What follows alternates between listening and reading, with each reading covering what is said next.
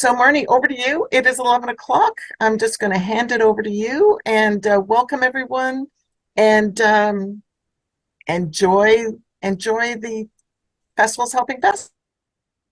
Thank you, Debbie.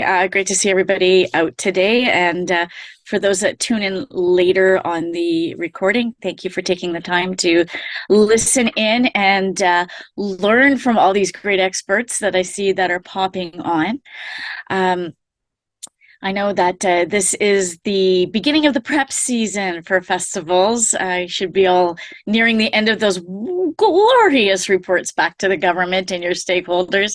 I know that's a pretty time intensive task for our events, but now that Thanksgiving has passed, we're starting to think about summer. At least I am. Let's just skip over the winter. I live up in Northern Ontario, so funny enough, I'm not a big fan of snow, but yet I'm still here. Today's topic is in regards to booking your talent for the event that you're participating in. And it has become an integral part of many festivals right across the province, across Canada. And I'm pretty sure everybody's got varying experiences in working with entertainment on your stages. And but some of you may not have had that opportunity yet. Not saying that your festival hasn't, but some may be brand new to this industry. Bless you for joining in like that. And I think this is a great time to be able to have these discussions about what we're encountering when it comes to booking talent now, especially. I'm not going to say post pandemic because I just got over COVID again. But in these times, in trying to get talent back on stage, what the costs are like, what you're encountering as your experience. So, summer's passed. Some have already had these events. I know one of the events that I'm involved with, we did. And, I'll probably chime in with a little bit, but I'm hoping to lean on everybody that's here today. So there's three topics in under the main topic I'm hoping that we can maybe hit on today. Number one, how do you find your talent? How and where? Number two, how are you contracting them for your event? Are you, I know if it's local, is it a little less formal? Or are you working with an agency like Feldman? And what was my last one? Troubleshooting working with talent. Maybe something that may not jive with the theme of your event is happening on stage. Maybe they've changed a set list, or maybe a little bit more challenging to work with and meeting their demands, or what have you. Also, I'd like to hear successes. I've had the opportunity to work with some high level entertainment. I've had opportunity, and I still think local talent is high level, but with local talent, it's a little bit of a different juggle when you're working with them. So, I thought that this would be a great topic that we can all address. I will start with a comment that was posted in social media in Northern Ontario here. A relatively well-known Northern artist has voiced his dissatisfaction in working with a Northern event. I believe it was a breakdown in communication, and communication with your talent is so huge in regards to how they were getting paid, how much they were getting paid. And basically, I gather the organizer wasn't fully forthcoming on what the budget was. Things weren't set in stone before the artist took the stage, and everything fell apart right after. And that event has taken quite a bashing.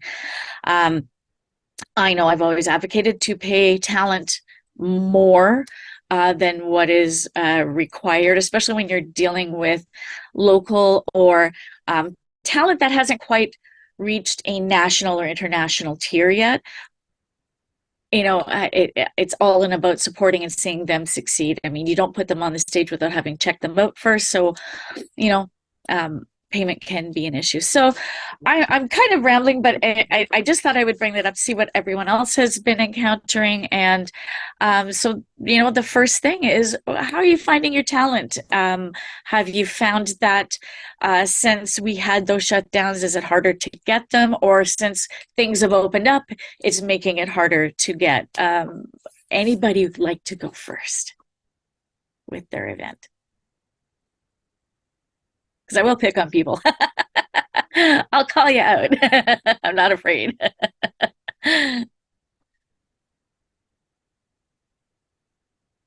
Oh, Betty. Okay. Well, Lisa, over at Carasaga Festival, because you have your festival in your name, I'm picking on you. Or- Hi there. Sorry, I'm doing two things at the same time.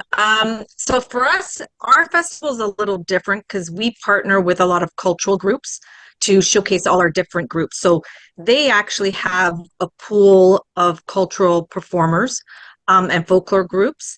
So they look after that. We do look after our main stage, and a lot of them is just reaching out to local cultural groups that aren't represented to have them showcase. And we are very fortunate that we get a lot of people who just send us applications online wanting to be on our stage. We have, though, used Bellman to get Canadian artists as well. So we've got a variety of performances that we get on our stages. Also, last year, we also partnered up with RBC. So they brought us their RBC X Music. So they gave us a pool of artists as well to perform. Oh, that's a fantastic partnership. That's really good. I know the event that I'm involved with is a multicultural event, and we have 33 different nationalities represented. So we reach into their pool, and when we're lacking, the same thing. We go outside of the community, and it is a juggle. You know, when you've got at least one day's full talent to be arranged on stage, there are so many requirements, especially when it's live and under the cultural umbrella, because of the different type of instruments that can happen. If there's movement on the stage, not just standing there performing, that can really affect your layout and what it may cost you in the long run with your stage light and sound production company. But yeah, that's very interesting that you're able to incorporate a big player like that to bring in more talent for you. So do you have more than one stage that you have to fill up? We usually have 9 to 10 stages. My goodness, bless you all. Yeah, because we're spread out. So we're in different locations throughout the city. So we're in different community centers, cultural centers. So each location has a stage. So we have a lot of people who work on managing the stage and getting people on and off and scheduling and all that. So a So lot do of these volunteers. do the stages run congruently? Like they're all performing at the same. So you've got like 9 events happening at once. Pretty much. Yeah. Wow. Wow. I'm never complaining about my one stage ever again. That's great. That's great. I Would have a anyone else? question for you, Lisa. Do you work with just one sound and lighting company, or do you have multiple? So we have multiple. So we look after the outdoor stage. So we have a company that we deal with. And then within all of our pavilion locations, they may reach out to different groups. So most of them use the same company we do just because it makes it easier. But we do have a couple different sound companies that get involved. Can't even begin to imagine the logistics of that. It's great that all of our cultural groups are very active in it as well. So they take on quite a bit of that managing. So we have like this year we have 25 cultural groups, so they're all responsible to help us manage the stages. So it's a big team. Awesome. Awesome. Anybody else like to jump in with what's going on with their booking of events and talents this year? Let me see. Who am I going to pick on? um, Actually, I'm going to ask Kyle up there from Insert. As part of an event, you have provided talent many times over in working on scheduling with the stage manager or whoever's representing the stage schedule. What's the best piece of advice you can give them to work well on the stage that you could think of? Oh gosh, that's a great question. Because typically, like when we provide entertainment for events, the entire festival is kind of the stage, whether it's like roaming acts or street pitches. And typically, what I do is when I'm booking the entertainment, I also basically program those stages and pitches myself so that I can make sure that there's nice crossover and a nice diversity of programming throughout the day. But sorry, so you're asking what is like a good piece of advice for programming stages? Is that? Yeah, whoever's working on the programming for the stage when they're dealing with the talent, the one piece of advice that could help make the task easier for that individual and make the event on stage flow really well. I would say send out information ahead of time. Send out as much information as you think might be relevant about what the flow of the day is like, where your load in is, who to connect with, where that will be. Usually what I do is I try to send everything out to my talent ahead of time in like a nice PDF where it's just like, this is where your hotel is, this is your reservation, like this is everything, so that basically throughout the entire experience, they know where they're going, what they're looking for, and what time they need to be there. I think usually the best, like the more information that they have, it just makes everything flow nicely. And to the point that you were saying earlier about, possible communication breakdown on another thing is just making sure that everyone's on the same page, just being transparent, sending all those things out ahead of time. I think that's probably a key piece of advice that I would give. That's great. Yeah, I know I myself create a what I call a entertainment Bible, so that any member from that team that's going to be performing on stage comes to our office. For whatever reason, information gets lost. Here's your folder, everything in it. But yeah, sending things out well ahead of time definitely helps countervent any potential issues, where load-in's coming from, how big the stage is even, can make a big difference in where you're putting things. And especially yourself, you have many staff that come and do these performances. So you've got more than one person normally coming to the event to be on stage or in the crowds performing. So having that information out there just makes it smooth a little bit more, right? Well, and often everyone has different needs. So like, I mean, I'm not the only one who does this type of work. I see that Christy's on the call as well. And there's other folks as well. Folks like us who work with these artists are able to sometimes ask what they need, how long they're able to work, what breaks they need, what their unique needs are, so that it's not trying to fit an artist maybe in a schedule template that you already have, but maybe it's developing a template that works with what those artists need, because sometimes that might be for their safety as much as anything, because some tasks they can't do it for a longer duration than others. So it's always good to work with people who are familiar with these whatever type of performances is being done, because it helps everything, that they know what information to get out and what can be brought forward. Perfect. Yeah, that's exactly what we're looking for. There are many that I found after having been at the conference that were new to the industry. We had a number of municipalities participate this year, which was fantastic, but many had no training in festivals and events and what it was like to book talent. And, with municipally led events, it's pretty important. And most of the time, yes, they're working with their purchasing department, RFPs and what have you. But these are really good points to bring forward when you are working with newer organizations or municipalities are looking at, incorporating more events into the community. Having that present, in part of the package development, I think is a great idea. Most definitely. Now I'm going to look at the other question that I wanted to bring up.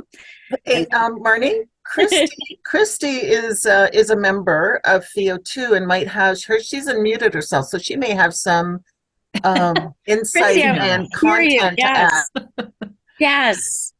Well, I'm seconding all of what Kyle has said.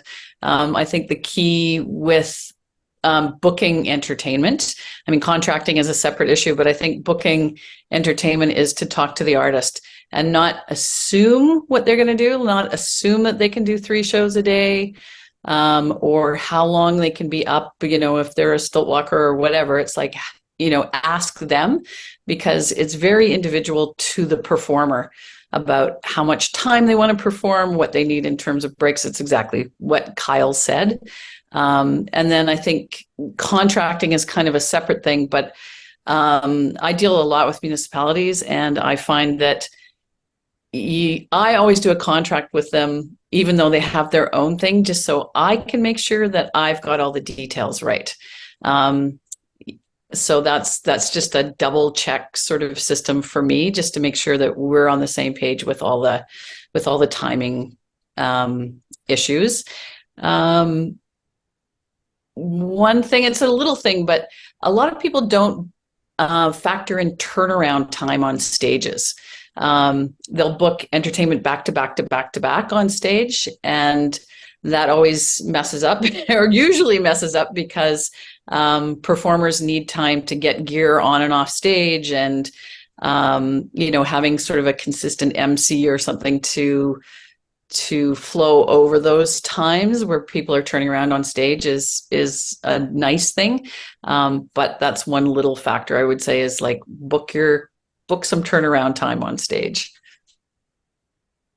Yeah, I've run into that. But the first time I ever put on an event, I totally forgot about, we have to load off and load on for the next, and delayed things a little bit, but we caught our speed up in a little while after. But yeah, it's a very simple thing not to think of, because if you've got, a couple of bands that are back to back, they're not always going to use the same equipment. There's going to be changes. What do you call restringing guitars, finding the drumsticks? I don't know. But yeah, that is something to definitely consider when you're booking in your talent, and what it takes to change over. And they can usually tell you how long it takes to get the gear on and off stage. Whether your stage light and sound company has provided enough personnel to help do it, or are the entertainment moving their equipment themselves. That's something to be incorporated into the wonderful planning of it. Definitely. Did anyone have anything to contribute to that part? Or questions even? Kyle, hands up. I was just, what Chrissy says is absolutely true. And I'm glad you brought her in for this as well, because she has so much awesome information she can bring. I was just going to mention that in terms of that crossover time, that may also be a way to bring in, have programming to help cover that, whether it's, roaming animation, or whether it's a secondary stage, so that the focus can be brought somewhere else during that crossover, so it doesn't feel like there's a drop. But I've also seen great things over the years as well, like, having pre-recorded announcements as part of that music that plays between bands. That could be something, to thank sponsors, bring in some extra revenue. There may be great things there as well, or sending things to like a street stage, or having, I've done stilt walking stuff as well, where it helps just, being there between the bands helps give something, so it doesn't feel like there's a lull. But I absolutely agree. I think contracting as well would be probably a whole other topic that could be addressed as well. Perfect. And we've got another one, Brian from St. Catharines Downtown Association. Hi, my question would be about how to decide on performers. So in the past, for one of our big festivals, we worked with partner organizations that ended up programming our 3 stages. But I'm also considering in the future whether we use a programming committee, because in some ways, when you're working with partner organizations, you're losing control of the programming of your festival. And then a sort of a related question is how to decide what type of programming to put on the stages. Sometimes we have a sponsor who wants really mainstream performers, and then we will have partners or community members that want really local or really sort of independent artists on stage. So I guess it's sort of a 2-part question. How do you decide what performers to book? That is a great question, because you want the entertainment to flow with the vibe of the event and the purpose of the event. And if it's not leaving people with the feeling that they should be when they leave, then there's going to be a disconnect as to what the event actually means. So I think that's a great opportunity to involve the committee, who, you know, would be a your first resource, and even surveys from past events of what people want to see. I've seen other events build on that, but I'm sure there's some others that have encountered this by having a third-party organization or a programming committee. Would anyone like to provide some info here from the group? Anyone? Let me see. Who can I pick on? I say pick on it, but I mean it in the most nicest of ways, just so we can keep our conversation happening. So, okay, let's divest from that. Has anyone used a third-party service to get your entertainment? You know, you provide them with a budget, kind of what your theme is, and they come back to you. Or has it always been your committee that decides? Or one individual with a preference for a particular type of music or entertainment on the stage?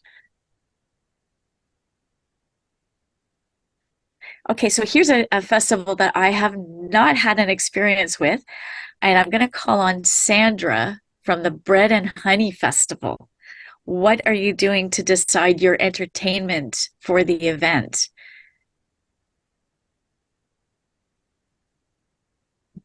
I'm not sure if she can hear us. She's trying to unmute herself. Let's see if I can help her.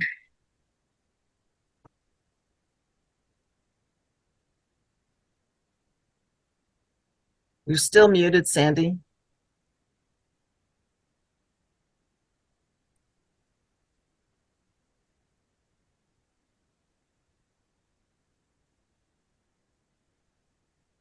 Oh, maybe we have Yeah, some she can't do it.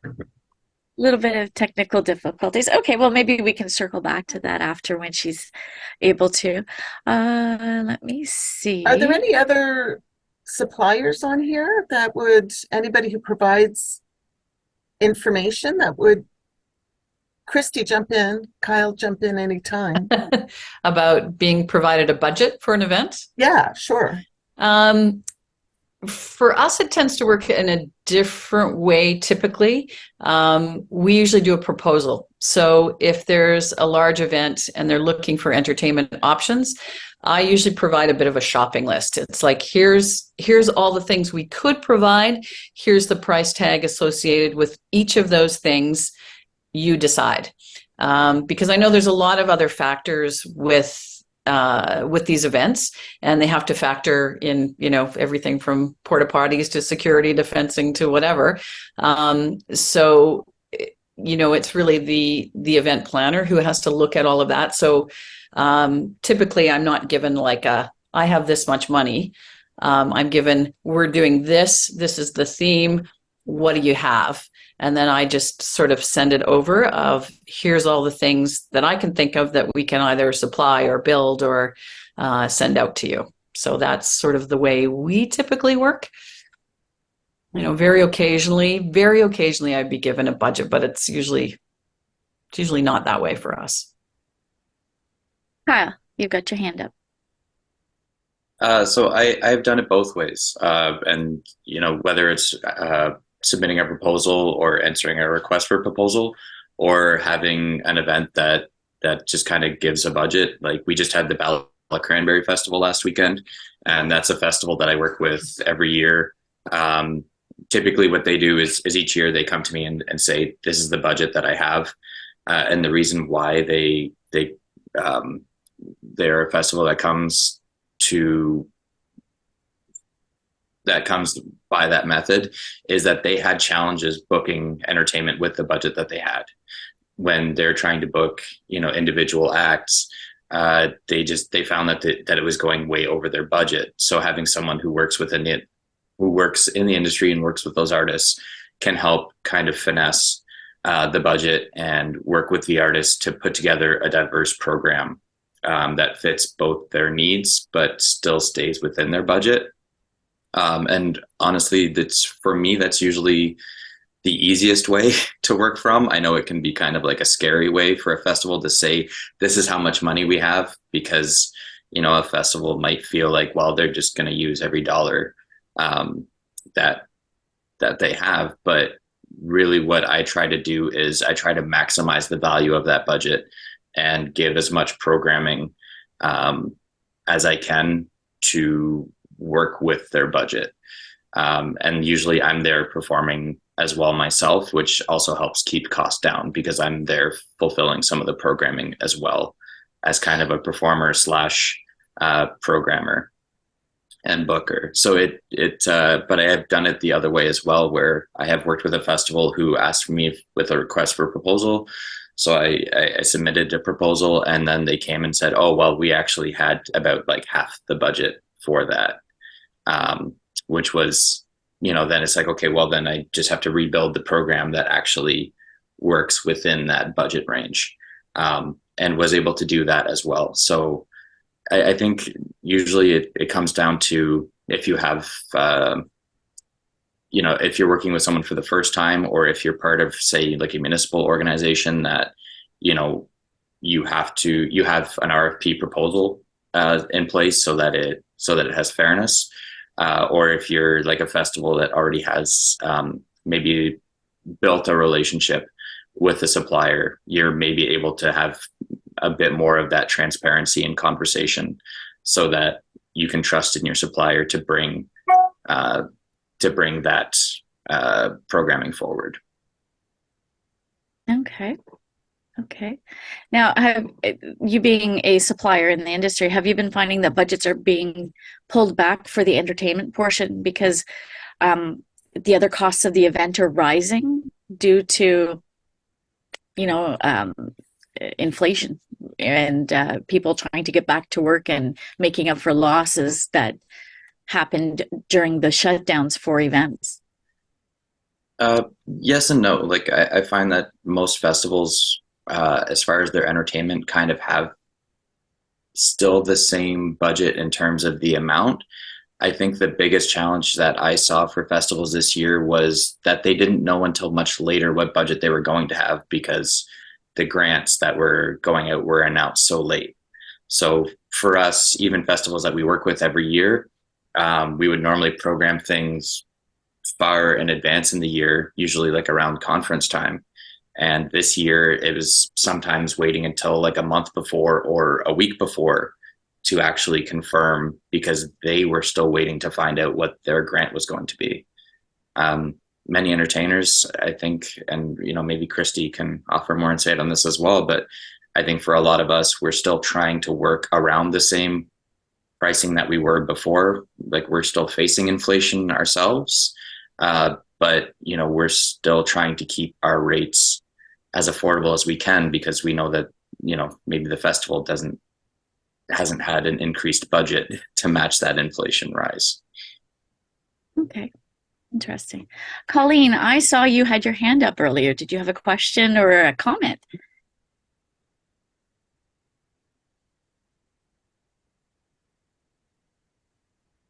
Sorry, I was just going to say that I work for municipality, so we've done it both ways. I generally book the entertainment myself, but I do have some events where I work with a committee, and so we'll come to the table and sort of discuss what we would like in the entertainment.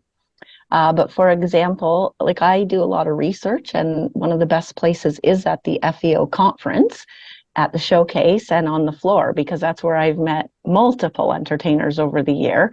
And my most recent event was just this weekend, Hops on the Water. And I actually had Christy out and her stilt walking giraffes, and they were the hit of the event. Highly recommend. Loved them.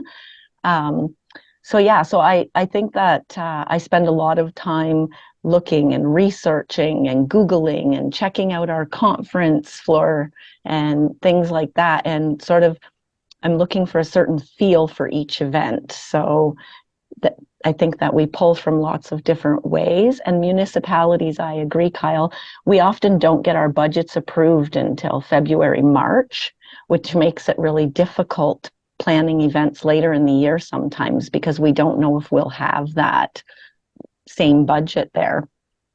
But that's another thing. Often when I ask for a quote for an event, if it comes in and it's a little high or something higher than the budget I'm working with, sometimes I'll go back if I really want that thing and try to move some things around and cut some things out. Or I've even went back to the entertainer and said, listen, I've only got this to work with. Can we adjust sort of what's the offering? And worked with them that way. And I find that they're usually very willing to be flexible and work with me. But yeah, and those giraffes, love them. Checks in the mail, Colleen. Checks in the mail. Thanks. Okay. We're going to throw a poll up there to keep this engagement happening as we're talking. Unfortunately, anybody tuning in later to the recording won't be able to, but I mean, as somebody who comes in later and you have questions or you want to add into the poll, feel free to give us an email, whether it's to Debbie, Jay, or myself, and we'll see what happens with it. So Jay, if you're there, poll number 1. Are you able to post? I did give him a warning. I am not, but maybe Debbie can. Oh, okay. I don't have Yep, access. launching. Okay. Just a minute. Okay, here we go. Launch.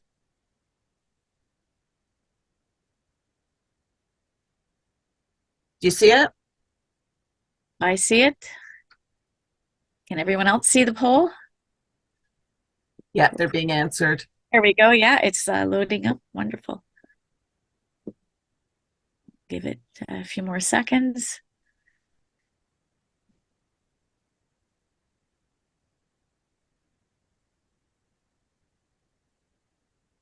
Oh, I didn't put both in there. Thanks, Anya. I should have put that in there.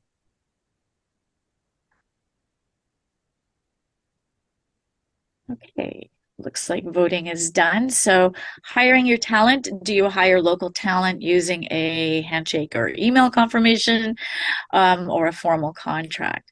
So it's nice to see that there's a lot of formal contracts. So this brings me into the comment I'd made a little earlier, which was about an artist that was dissatisfied with what their rate of pay was for the event. And how it was handled by the event organizer. So for those of you that have used the handshake or email confirmation, have you run into trouble with that?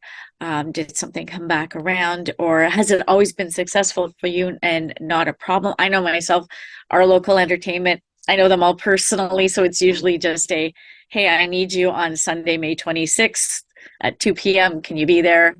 Same rate of pay kind of thing. Or they'll come back and say, no, it's a little bit more this year, so this is what I need from you. It's always great to have that. But like with the bigger, more well-known artists, I do like a contract because their backline is usually insane. So does anybody have any questions or comments about how we're contracting the talent for the stage? I see, and if I say your name incorrectly, I apologize. Anona has mentioned it is sometimes both for us, depending on the relationship with the artist. Interesting. Colleen, yes, us too, but leaning towards contracts. Colleen, who are you with? City of Quinte West. Okay. Yeah, this year we've seen a drastic change in some of our policies and procedures, more heavy attention being focused on reverting those people to contracts as wherever possible, and also insurance is becoming a bigger and bigger thing for us. So like every single person who steps on city property now needs to provide us with insurance or have an agreement in place. We do have a few contractors, local bands and things that I'll actually pay the insurance for, but they still have to sign a contract acknowledging that. And I found that across Northern Ontario, not the summer, but the summer before. I traveled to 10 different communities with Science North, bringing the Great Northern Ontario Roadshow. And part of it was entertainment during the day. And every municipality had a different setup of what you needed to do in order to put on that event and with the artists that were coming. Some communities, there's your field, put your stage up, you're good to go. Others were like 15 pages of every single individual that is operating on that event has to have their insurance, like organization as opposed to individual, I should say. Anybody that's putting up a pop-up booth or an entertainer on stage, like it was very, very tickety boo. So I had both levels of insanity to work with. It was great. And so let me see. And for some artists, an invoice acts as a contract. I have seen that as well. And Karasaga uses both.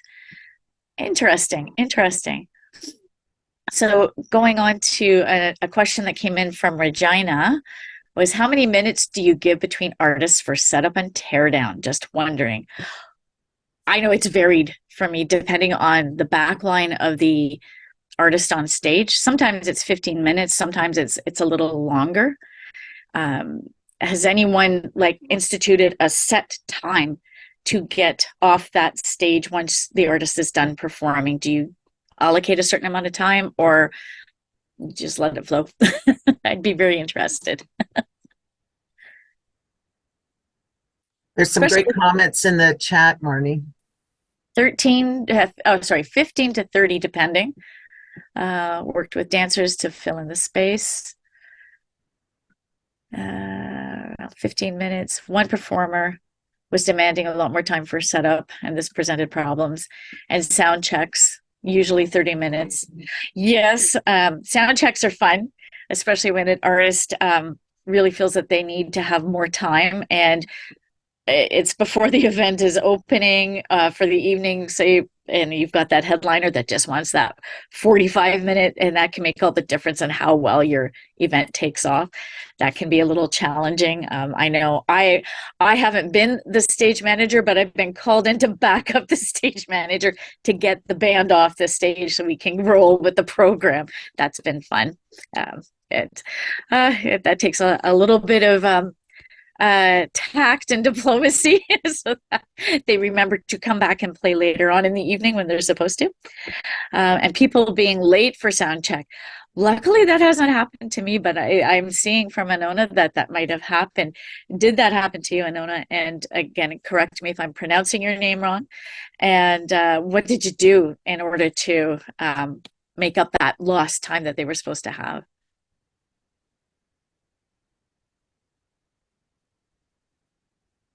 It happened, and I got the name right. Okay, thank you.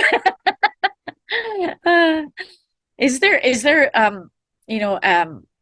policies and procedures that your organizations have had to implement because of this? I see Anona's mentioned that they bumped up an act to accommodate. So it looks like they didn't get their warm-up time. Well, be on time, right? Anona, can you put in what event you're with?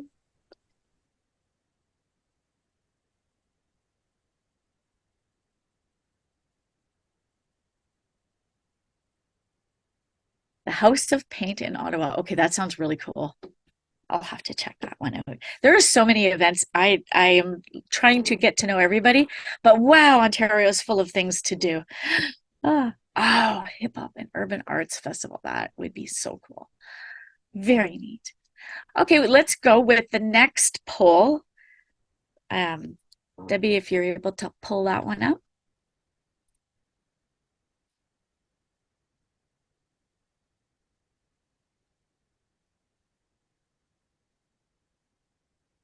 So, do you have experience navigating talent contracts like those provided by agencies like Feldman? And there's a reason why I have a question for this.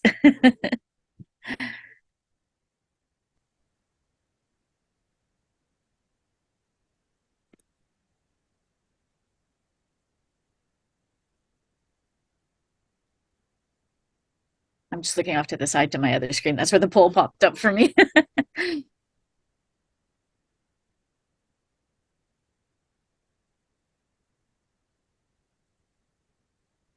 Just a few more. So the reason for this question is, now it looks like right now we're at a 33-67% split, with the majority being no. And that's interesting to me because I learned about negotiating contracts many years ago. I was very young and naive, and I separated those Smarties for them as they asked. And as time went on, I learned that there is some negotiation that can happen when it comes to riders. I think they throw things in there just to make sure you're paying attention to their requirements. The other reason why I put this out here is because it's interesting how many do get put into the role of event coordinator without the background, and you're left with a, oh my gosh, what do I do in this particular case? That's why we're here.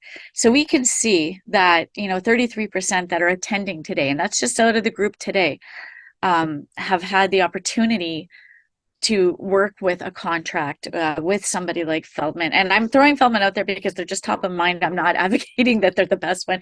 It's just that's who's sitting in the brain today. And, for the most part, they're really good to walk you through with the contracts. But for those that are kind of new to this, and at some point, maybe an artist will come back to you with these contracts, it's nice to know that we can reach out within our industry here, especially within FEO, and say, I'm not sure, do you think this contract is on the up and up? Or do I really have to separate those Smarties? It's good to have that dialogue and lean on our network, because it can be scary, and you don't want to put your organization at risk for a contract that might not work properly for the event. And just signing on the dotted line isn't enough. It's you got to go through those lines, and sometimes they just don't make sense. So Kyle, you've got your hand up. I want to hear. I actually, like, in terms of the bands, I've heard an anecdote that apparently some bands heard along the way that if they don't put something crazy in their rider, then people don't take them seriously. But that's kind of an aside. I don't know if that's true or not. But I just wanted to mention from my experience as on the entertainment supplier side, that for myself, we always supply an invoice and contract. Even if it's someone that we've worked with for a number of years, it's usually just a great opportunity just to make sure that the conversation that we had up to that point, we have all the information right, that all the timing is right, the days are right, everything, is there and written so that they can go and check it out and verify that, yeah, absolutely. And in terms of, that I think what you mentioned as well, that there's a lot of people in new roles. Whether it's municipalities or BIAs, or even with festivals, there's a lot of people new in these roles, and some of them haven't had experience. I know I've talked with a few municipal partners this year who they mentioned that they're new to the role this year, and they were mentioning to me, supplying me with a city contract with things that were surprising to me. As Ianona is saying that they're new as well in their role. So they handed me a municipal contract because that's what they were being told from legal that they needed to have from us. And I even had experience this year going back and forth with that even sometimes the city supplied contract, that if the supplier is able to supply their contract, that they're able to have that back and forth. But often it's just making sure that you have that time so that the legal department of the city can actually look at it and verify, yes, these are the things that we need and these are the things that you need, just to make sure that it meets up. Because there was a few things with the municipality I'd worked with for a number of years, and I said, as an entertainment supplier, I can't actually agree to those terms that you can cancel us until the minute that we're supposed to start, especially if there's travel involved, or, I understand why, maybe it might be advantageous for a municipality to have that there, but no, there has to be fair and equitable consideration to both sides that so having those conversations and again, booking early sometimes allows for that back and forth to make sure that everyone is getting the same fair consideration. Definitely.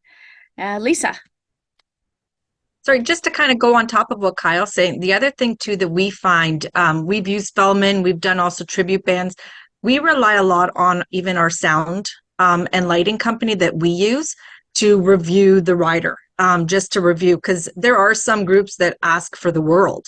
And he may even come back with suggestions to say, that's great that they want this, but here's an alternative that won't cost you guys as much. And even working with the band's manager, as long as you communicate and you're honest with them, letting them know that you're on a budget, you're a nonprofit, they're all pretty good at adjusting things for you. So it's definitely communicate. Don't just leave it as that's what the contract says. Definitely talk with them and get more than one person to look it over, because the more help you get, the better. Yeah, that it definitely makes sense. I've done that where I've connected the stage light and the sound people with the manager to have that discussion that is probably 4 levels above my head when it comes to the tech specifications, because what they may be asking for might be something that's worthy of the Rogers Center. But when you're having an outdoor festival that's only 2 days and the surrounding area is made up of maybe 73,000 people, and you're only going to get 3,000 people, you don't need the same impact as what you do need in the Rogers Center for the same band. And, if you can, get away from the extra costs. And, the interesting thing is most of the stage light and sound companies in Ontario have all worked with many of the bands that we all look at booking that are within our budgets. And they say, oh yeah, I've worked with so-and-so. I'm going to say Mariana's Trench. They have toured the heck out of Ontario. So like pretty much every stage light and sound guys worked with these guys. So they know what to expect. And like their boilerplate contract that comes to you can be adjusted, and you put the two together to have that conversation so that the needs are met, the costs are kept appropriate. You don't have to jack up ticket prices or increase your registration fees for your marketplace or food court or whatever that you've got going on in the peripheral. So yeah, no, that's really good advice. Olga has said, I've seen writers with extensive asks, but the performer does not even remember putting it there. So it is a good idea to check in before you commit to anything. Mint tea for one of our artists. Oh, this is great. I've got mint tea. I didn't know I was able to have mint tea. It's in your paper. You asked for it. That brand. We got it. Had to go to Sudbury to get it, but we got it. That was in the early days. Kyle. I also just wanted to mention that, sometimes working with a booker or an entertainment supplier allows some reflexivity when things do happen, because, sometimes in events, something doesn't go as planned. Maybe an artist has an injury or, something happens coming up. And then as a programmer, you may be left feeling like you need to scramble to find a replacement. Hopefully it never happens, but sometimes when that does happen, having someone who is experienced in the field and is there working with you is that person who it can just get it taken care of. Be like, not to worry, this thing happened. It's unfortunate, but this is the solution that we can put in place, and as long as that's okay for you, then you're good moving forward. It's like having an extra brain just there working with you. Definitely. Anona has mentioned we pivoted from working with some artists based on the ease of communication with them. If people weren't responding, we weren't going to proceed booking them. I've encountered that with the local artists because, the festival's going to go on. I don't need to let them know until about 3 or 4 days before the event. I'm like, no, I need that answer now. And, unfortunately, there was one artist that we didn't get on the stage this past year because they weren't getting back to us. But who showed up the day of the event with his accordion in hand to play? Being a small community event, we allowed him time at the end because everybody else was already scheduled, and he showed up and donated his services because of the uncommunicative method that he let us know he was coming. But that does happen. And Anona also says, we got the stuff for the writer, but then forgot the cups for the drinks. So remember cups. Yes, I've had a beer tent run out of cups and a big run to Walmart to get as many styrofoam cups as possible. Imagine that, running out of beer cups in Timmins. Anyways, does anybody have any anything that they would like to add or some questions about when you're booking talent? We've got some suppliers here that have some great experience. We've got some festivals here that have been there, done that, and have the T-shirt now. And I'm sure we could all write books on what it's like working with talent. I think, Actually, quickly on them, I literally do have the Ballot T-shirt, and they're really soft this year. If you get a chance, see if you can find one from their store. They're really nice. The Ballot Cranberry Festival, right? Yeah. Oh, that was all over the TV up here. Their marketing was fantastic, and I really wanted to go, but I was too sick. It looks great. So I think that's pretty good. And if it's a case that you're a little shy, and you want to ask the questions off screen later, I mean, please do. Or if something comes up that you think, oh, I should have asked this. Well, that's what we're here for. We're a great network. We like to work with everybody and get to know what you're doing for your festival in whatever ways we can all help. Because as we build the festival industry or rebuild it after what's gone on the last couple of years, by supporting other festivals, we enhance our own. It's the best way to work with one another. I don't think it has to be a hide your hand anymore. I think it's let's put out the hand and let's work together and make Ontario the best province for all festivals considered. That's my number one goal. Debbie, do you have anything to add in? No, the next Festivals Helping Festivals is November 7th. It is about sponsorship. And I am bringing in, somebody has asked to come in and talk about insurance. So that will be sometime in November. I can't remember the date, but watch out for that. We will be putting something, sending out a notice on that. And it'll be Scott Lacroix from HCC Insurance. No, not broker. They're like a K&K Insurance. The HCC, and I can't remember what they are. They're an underwriter. There we go. An underwriter. HCC underwriter. So, and they were at the conference last year. So, and I think it's going to be a good topic too, just because insurance is going crazy as I understand it. So, yes. Yes, definitely. That's it for me. Great. Just a reminder, the FEO offices are closing on Tuesday, October 31st. We are moving to a work at home model, and we have posted our new mailing address and phone number on all of our social media channels. So make sure you please update your files. And are the award nominations not live now? They are live. They've been live for a couple of weeks. We have some entries already. You have until November 30th. to submit your applications for the FEO Awards. Good luck. And please encourage your suppliers to apply too. I mean, we've gone to great lengths to make sure that we recognize those of us who support us in our industries. So, yeah, that's it. Perfect. Perfect. Well, on that note, we shall allow you to return to your Tuesday. Get back to us with any questions or ideas. If there's something that you want to have discussed at one of the Tuesday meetups, let us know, because we always look for great ideas.